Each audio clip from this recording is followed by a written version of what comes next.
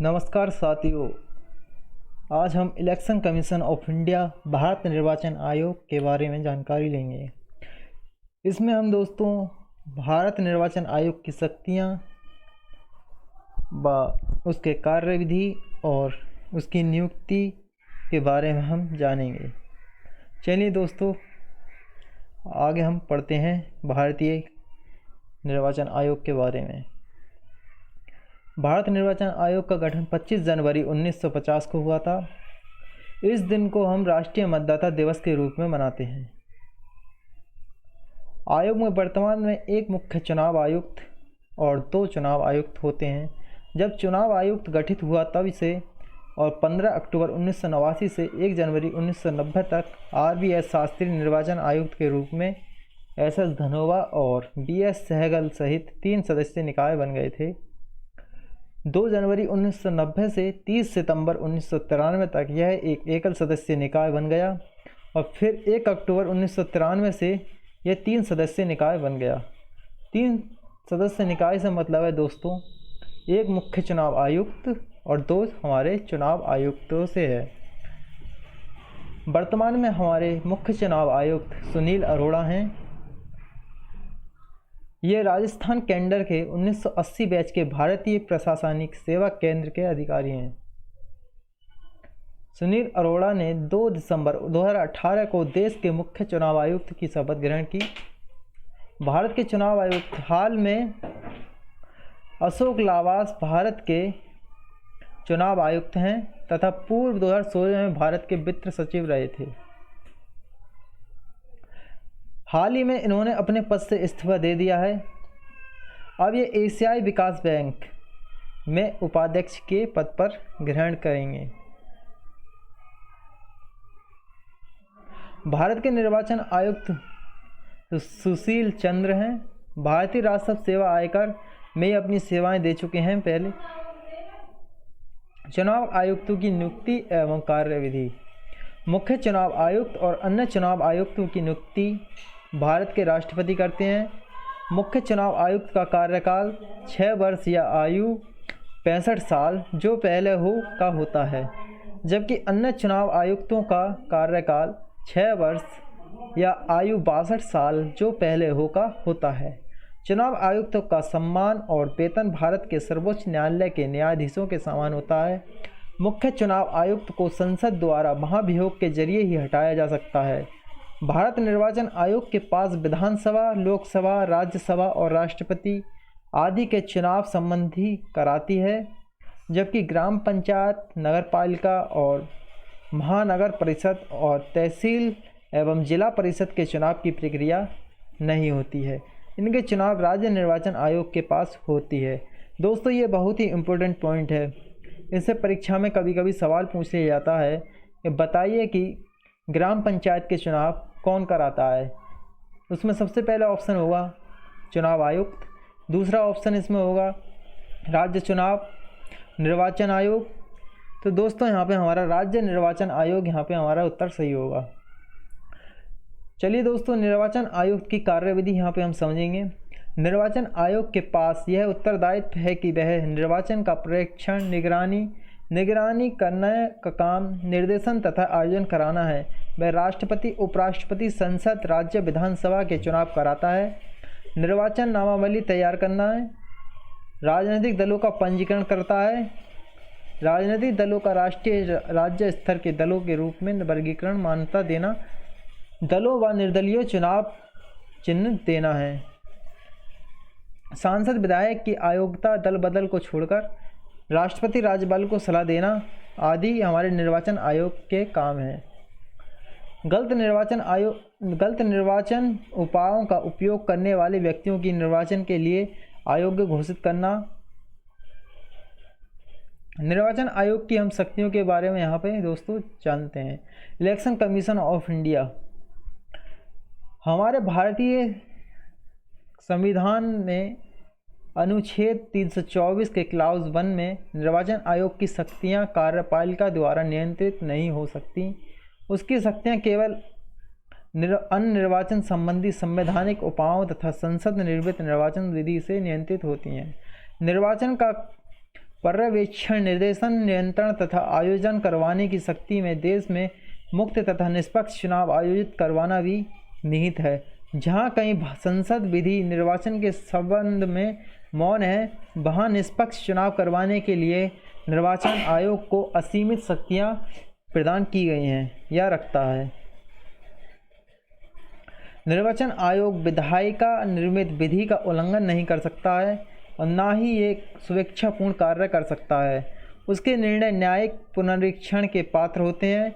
निर्वाचन आयोग की शक्तियां निर्वाचन विधियों की पूरक हैं, ना कि उन पर प्रभावी तथा वैध प्रक्रिया से बनी विधि के विरुद्ध प्रयोग नहीं की जा सकती हैं। यह आयोग चुनाव का कार्यक्रम निर्धारित कर सकता है, चुनाव चिन्ह आवंटित करने तथा निष्पक्ष चुनाव करवाने के निर्देश देने की शक्ति रखता है। सुप्रीम कोर्ट ने भी उसकी शक्तियों की व्याख्या करते हुए कहा कि वह एकमात्र अधिकरण है जो चुनाव कार्यक्रम निर्धारित करे, चुनाव करवाने केवल उसी का कार्य है। जनप्रतिनिधित्व एक्ट 1991 के अनुच्छेद 14-15 भी राष्ट्रपति राज्यपाल को निर्वाचन अधिसूचना जारी करने का अधिकार निर्वाचन आयोग की सलाह के अनुरूप ही जारी करते हैं।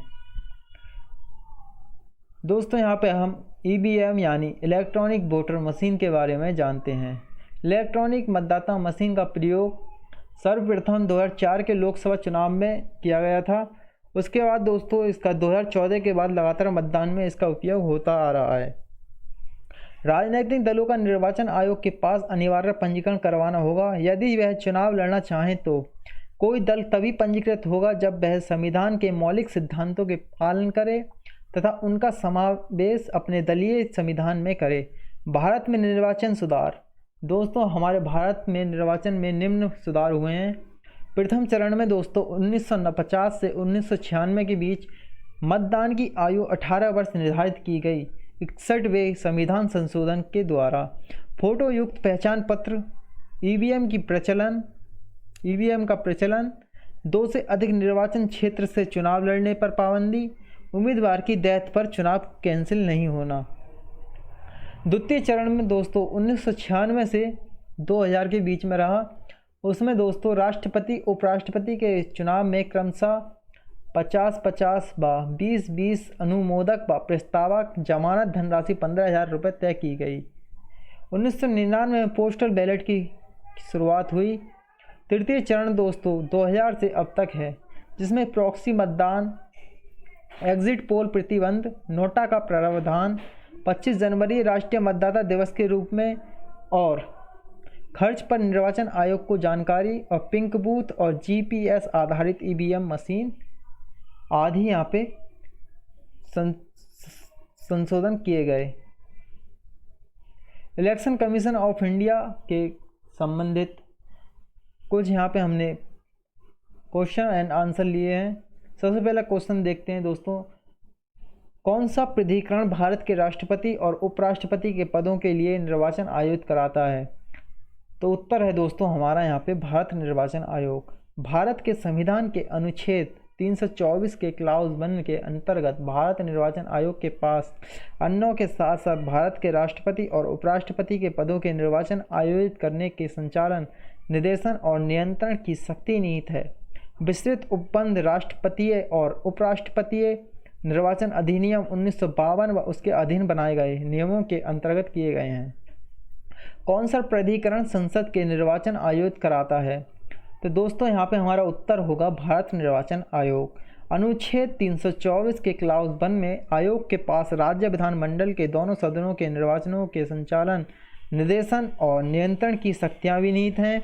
विस्तृत प्रावधान लोक प्रतिनिधित्व अधिनियम 1951 व उसके अधीन बनाए गए नियमों के अंतर्गत किए गए हैं।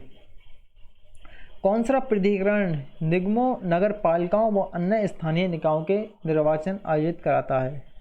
राज्य निर्वाचन आयोग SEC प्रत्येक राज्य संघ राज्य क्षेत्र के लिए संविधान 73वां और 74वां संशोधन अधिनियम 1992 के अधीन गठित राज्य निर्वाचन आयोग के पास निगमों, नगरपालिकाओं, जिला परिषदों, जिला पंचायतों, पंचायत समितियों, ग्राम पंचायतों व अन्य स्थानीय निकायों के निर्वाचन आयोजित करने की शक्तियाँ निहित हैं।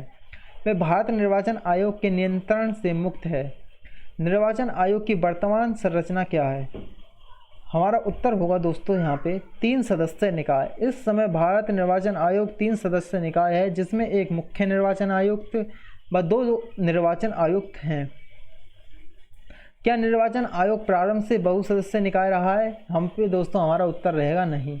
ये प्रारंभ से बहुसदस्य निकाय नहीं था। जब 1950 में इसकी स्थापना हुई तो यह एक सदस्य निकाय था और 15 अक्टूबर 1989 तक इसमें केवल एक मुख्य निर्वाचन आयुक्त और 16 अक्टूबर 1989 से 1 जनवरी 1990 तक यह 3 सदस्य निकाय बना, जिसमें RVS शास्त्री मुख्य निर्वाचन आयुक्त और SS धनोबा और BS सेगल निर्वाचन आयुक्त थे।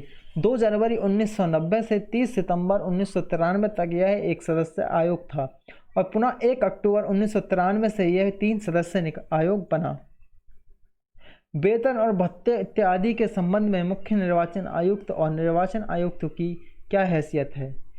उच्चतम न्यायालय के न्यायाधीशों के समतुल्य मुख्य निर्वाचन आयुक्त और दोनों निर्वाचन आयुक्तों को भारत के उच्चतम न्यायाधीशों और दोनों निर्वाचन आयुक्त को भारत के उच्चतम न्यायालय के न्यायाधीशों के समतुल्य पर वेतन एवं भत्ते मिलते हैं, जैसा कि मुख्य निर्वाचन आयुक्त तथा अन्य निर्वाचन आयुक्त सेवा की शर्त नियम 1992 में उपबंधित किया गया है।